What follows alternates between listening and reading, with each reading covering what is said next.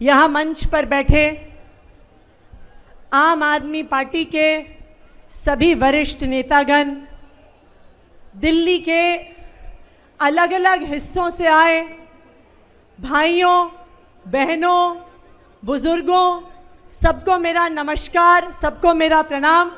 और आप सबको बहुत बहुत धन्यवाद कि इतनी तपती हुई गर्मी में दिल्ली के अलग अलग हिस्सों से यहां आप अरविंद केजरीवाल जी को सुनने आए हैं, उनकी जनता की अदालत में आए हैं। बहुत बहुत धन्यवाद। आप दिल्ली के अलग अलग हिस्सों से आए हैं। मैं आप सबको याद कराना चाहूंगी कि 10 साल पहले की दिल्ली कैसे होती थी। 10 साल पहले की दिल्ली में इस तपती हुई गर्मी में लंबे लंबे पावर कट लगा करते थे। 2015 में अरविंद केजरीवाल जी की सरकार बनने से पहले 2014 तक की गर्मी में 8-8 घंटे के पावर कट दिल्ली में लगा करते थे। लंबे लंबे पावर कट लगने के बावजूद महंगे महंगे बिजली के बिल आया करते थे और एक सामान्य मिडिल क्लास का परिवार सोचता था कि बिजली का बिल देने के लिए घर का कोई और खर्चा काटना पड़ेगा, बिजली बिल देने के पैसे नहीं होते थे एक आम परिवार के पास। कच्ची कॉलोनियों में, झुग्गी झोपड़ियों में महिलाओं को घंटों तक पानी के टैंकर के इंतजार में खड़ा होना पड़ता था। हाथ में एक कनस्तर लेके पानी के टैंकर का इंतजार करती थी। पानी की पाइपलाइन नहीं होती थी कच्ची कॉलोनियों में और झुग्गी झोपड़ियों में। सरकारी स्कूलों का जो हाल होता था, जहां आम परिवारों के, गरीब परिवारों के बच्चे जाते थे, स्कूल के अंदर घुसिए तो सबसे पहले टॉयलेट की बदबू आती थी। ऐसे होते थे दिल्ली के सरकारी स्कूल। ना बैठने के लिए टेबल कुर्सी होती थी, ना ब्लैक बोर्ड होता था, ना पंखा होता था, ना पीने को पानी होता था, ना पढ़ाने के लिए टीचर होते थे। ये था 10 साल पहले दिल्ली के सरकारी स्कूलों का हाल। परिवार में कोई एक व्यक्ति बीमार हो जाए तो सरकारी अस्पताल इतने बदहाल होते थे कि कोई अपने परिवार के सदस्य को लेके जाना नहीं चाहता था। अपने जेवर गिरवी रख के, अपना घर गिरवी रख के महंगे महंगे प्राइवेट अस्पतालों में भी गरीब लोग अपने बच्चों का इलाज कराते थे। जो कच्ची कॉलोनियों में रहते थे, कच्ची कॉलोनियां नर्क से कम नहीं होती थी। ना सड़क थी, ना पानी था, ना सीवर था, ना नाली थी। दिल्ली के लोग परेशान थे। वो नेताओं से परेशान थे क्योंकि वो देखते थे कि नेता आते हैं, नेता जाते हैं, पार्टियां आती हैं, पार्टियां जाती हैं, लेकिन एक आम आदमी की जिंदगी में कोई बदलाव नहीं आता। उनकी जिंदगी संघर्ष से भरी रहती है। लेकिन 2015 में दिल्ली में एक चमत्कार हो गया। 2015 में दिल्ली वालों ने अपने बेटे, अपने भाई, आम आदमी की आवाज उठाने वाले अरविंद केजरीवाल जी को दिल्ली का मुख्यमंत्री बनाया। प्रचंड बहुमत से दिल्ली का मुख्यमंत्री बनाया। यह दिल्ली वालों ने 2015 में चमत्कार कर दिया।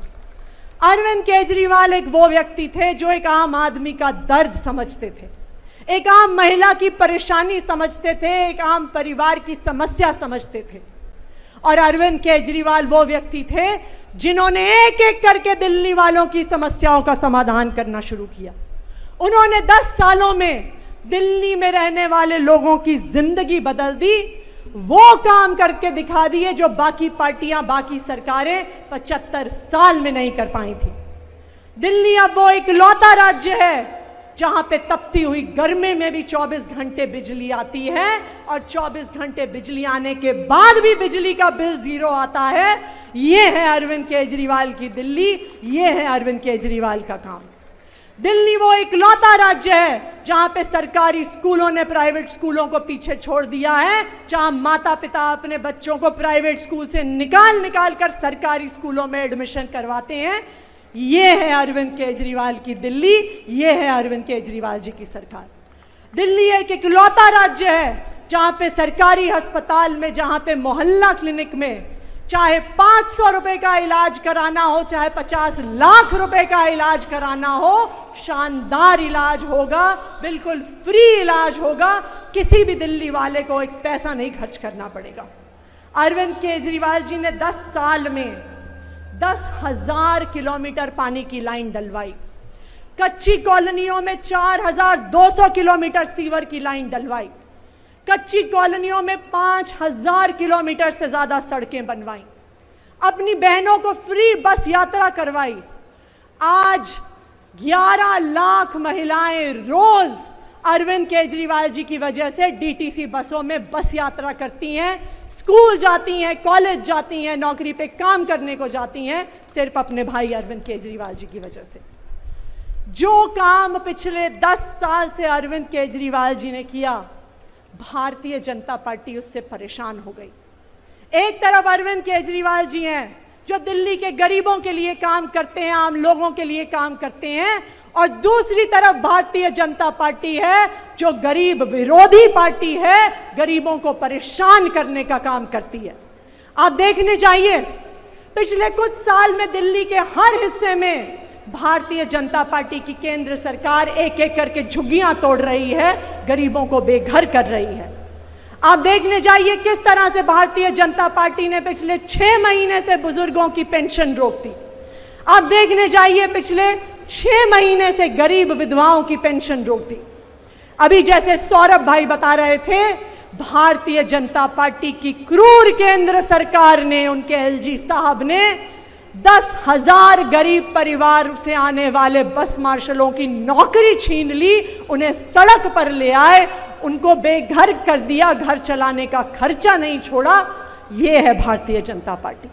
हमने पिछले कुछ दिनों में देखा कि पहले भारतीय जनता पार्टी गरीब लोगों को, बस मार्शलों को नौकरी से निकालती है और उसके बाद उनको बरगलाती है, उनके साथ गंदी राजनीति करती है। लेकिन कल भारतीय जनता पार्टी की सारी गंदी राजनीति एक्सपोज हो गई। जो वादा भारतीय जनता पार्टी के विधायकों ने किया कि हम जाएंगे, एलजी साहब से रेजोल्यूशन साइन कराएंगे, सारी विधानसभा में जो वादा किया वो वादा उन्होंने झुठला दिया। कल भारतीय जनता पार्टी के विधायक आए हमसे मिलने के लिए, उन्होंने कहा कि कैबिनेट में पास करो। हमने कैबिनेट में पास कर दिया, फिर हमने कहा एलजी साहब के पास चलो, तो भागने लग गए, एलजी साहब के पास जाने को तैयार नहीं थे। क्यों? क्योंकि ये गरीब विरोधी हैं, क्योंकि इनके बच्चे तो बने बीसीसीआई के चेयरमैन और हमारे बच्चे बस मार्शल भी ना रहे। ये है भारतीय जनता पार्टी की गंदी राजनीति। आज आपके बीच आए हैं हम लोग, जनता की अदालत में आए हैं। क्यों? क्योंकि भारतीय जनता पार्टी ने अरविंद केजरीवाल जी के खिलाफ, आम आदमी पार्टी के खिलाफ संघर्ष किया। हमारे नेताओं को जेल में डाला, हमारे मंत्रियों को जेल में डाला, हमारे मुख्यमंत्री को जेल में डाला। जब अरविंद केजरीवाल जी की जमानत हुई तो सुप्रीम कोर्ट ने केंद्र सरकार के मुंह पे तमाचा मारा। कोई और नेता होता तो 2 मिनट नहीं सोचता मुख्यमंत्री की कुर्सी पे बैठने के बारे में, लेकिन अरविंद केजरीवाल जी ने कहा कि मुझे सिर्फ अदालत का फैसला नहीं चाहिए, मुझे दिल्ली की जनता का भरोसा चाहिए, मुझे दिल्ली की जनता का फैसला चाहिए। और अब मैं मुख्यमंत्री की कुर्सी पे तभी बैठूंगा जब दिल्ली की जनता मुझ पे भरोसा दिखाएगी, जब दिल्ली की जनता मेरी ईमानदारी पे भरोसा दिखाएगी। तो क्या दिल्ली वाले आने वाले चुनाव में अरविंद केजरीवाल जी को फिर से मुख्यमंत्री की कुर्सी पे बैठाने के लिए तैयार हैं? तैयार हैं? पीछे वाले भी अपने हाथ खड़े करके दिखाइए। क्या अरविंद केजरीवाल जी को चुनाव के बाद मुख्यमंत्री की कुर्सी पे बैठाने को तैयार हैं? तैयार हैं? तो अपने घरों से निकल जाइए और दिल्ली वालों को यह संदेश दीजिए कि अब जब वो अपना फैसला लेंगे तभी उनका चहेता बेटा, चहेता भाई अरविंद केजरीवाल दिल्ली की कुर्सी पे बैठेगा।